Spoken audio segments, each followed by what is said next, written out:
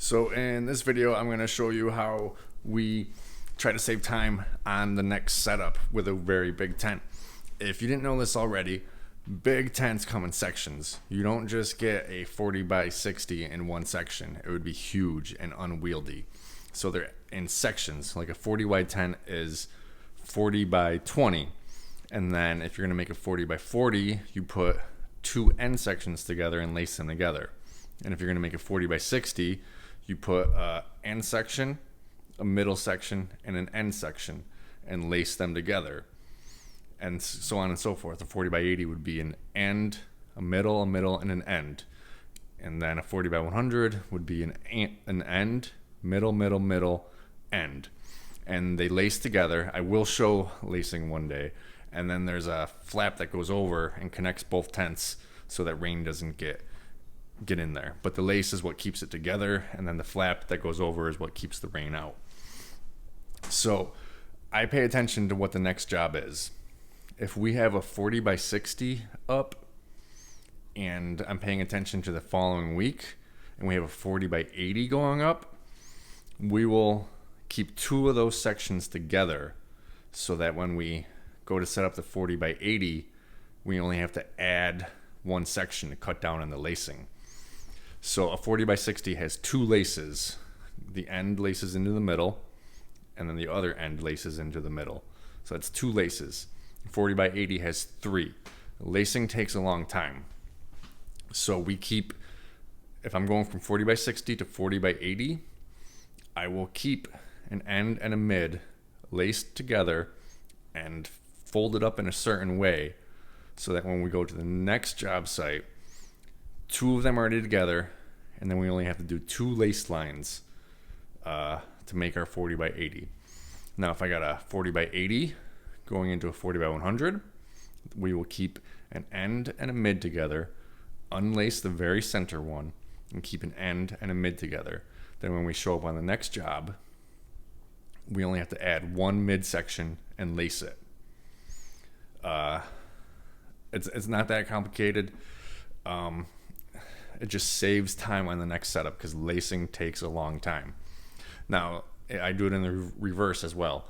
If we have a 40 by 100 up, I will take out the one middle section and leave the end and the mid, end and mid together to go up as a 40 by 80 the next week.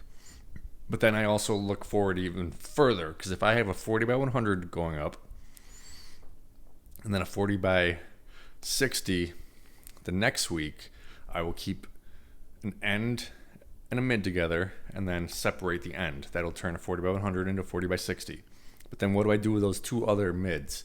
Do I keep them together or do I separate them? I will look forward to the following week and see what it goes up as.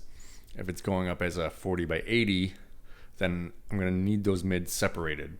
But if it's going up as a 40 by 100, so it goes from 40 by 100 to 40 by 60, back to 40 by 100, I will keep those two mid sections laced up. So I always just look ahead 2 weeks to see what's going on so that I can plan how we're going to fold the tent up so that we save time on setup. So let me show you. It kind of will make more sense once I show you. So this is how we fold up a tent when it's still laced together, two sections, to try to save time on the next job. The person in the middle takes their shoes off so that they don't get the tent dirty. And you just grab the tent and fold it into small strips, trying to stay as straight as possible. And as I go, I walk over it to flatten it out to make it easier. And then we're left with one small strip. It takes 3 folds to do that. And then we go to the other side and do the same thing. And you see me walking on the tent, flattening out spots so that it can be rolled nice and easy. And so we're going to do the same thing. Just fold it into 3 times into a strip next to the other strip.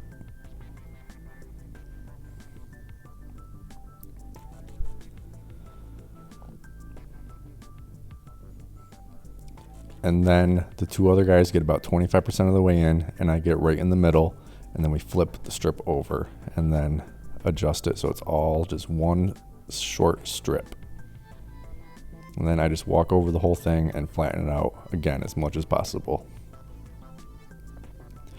And then we take one end and fold it in, not all the way into the middle. We leave about 5 feet of space before the middle. We do the same thing with the other side.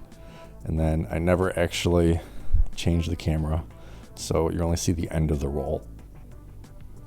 Now the reason that we don't fold the two ends directly into the middle is because once it gets in the middle, it'll be really huge roll. If you keep them about 5 feet from the middle, it rolls up nice and tight. And then we keep the tent tight and secure with a ratchet. And we put either cardboard or thick cloth under the ratchets to not scratch up or mark the tent.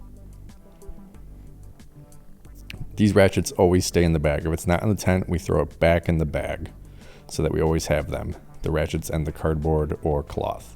Now, in order to do this, you need to buy aftermarket bags. We buy the largest bags possible so that we can fit 2 sections together inside of one of these bags. You can't fit 2 sections inside the bag that comes from the manufacturer. You got to buy the aftermarket ones.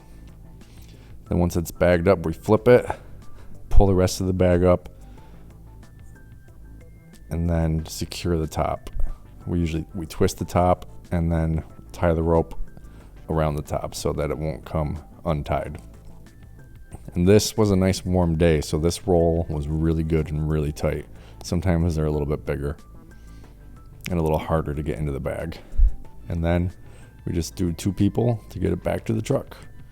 And now, next time, we're going to save a lot of time by not having to lace up. So I hope that made a little bit of sense. What you didn't see in the video was us folding up the one end section. It was already done and gone. The one end section, since I buy my bag so big, it's a lot smaller, and we still twist the bag really tight and then tie it so that the tent's in there tight, the bag's tight, it's not going to come undone. And so that one end section was on the truck. That was just a 40 by 20 end section, and the other was a middle and an end that we left laced together and folded it so that when we set up the 40 by 80 next week, all we have to do is add one more midsection, which would be 2 lace lines. It would be lacing it to the 2 pieces that we have together and then lacing it to the end. And it's going to save a lot of time. Lacing really does take a lot of time. And if you can look forward and see how you should take apart your tent and how you should leave sections together for your next setup, it'll just save you tons of time. We have only once before kept a 40 by 60 completely together because we were literally taking it down and putting it up about 5 miles away as a 40 by 60 again. It did not fit in any bag. What we did was we put movers blankets all over the dolly. We rolled it up as tight as we could, and then we wrapped it in. Then we took the tarp and actually wrapped it up in there, ratcheted it, all that, and then put it on the mover cart, the moving dolly, and just left it on there. I think we even ratcheted it to there. So then we just went to the next place and then just unrolled it and never had to lace. It was really unwieldy. It's nothing that I'll ever do if it doesn't make sense. We were literally 40 by 60 to 40 by 60. So we just saved tons of time on lacing there, but it's not like an everyday thing. But we constantly have tents together, 2 sections of tents together, so that we were saving on time later.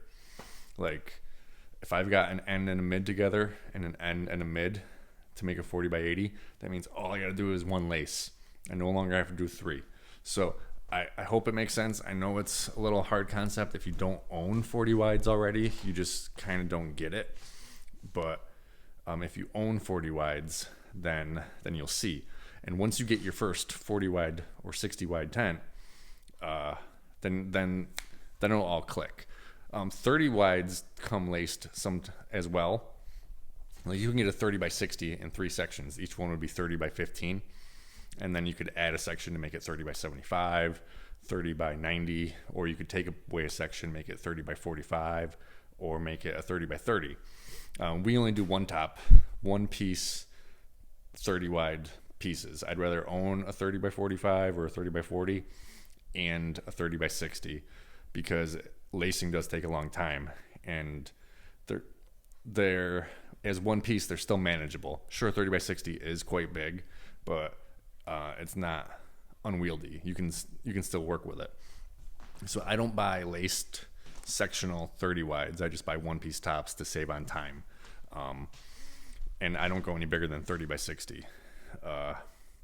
So if I needed to go to 30 by 75 or 30 by 90, I would get a sectional 30 by 30 wide, but I really don't see a need for it in my market. So that's why I only buy the one piece tops. Again, I know it's confusing.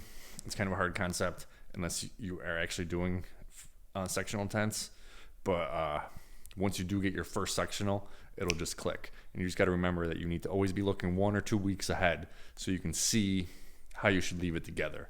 Thanks for watching.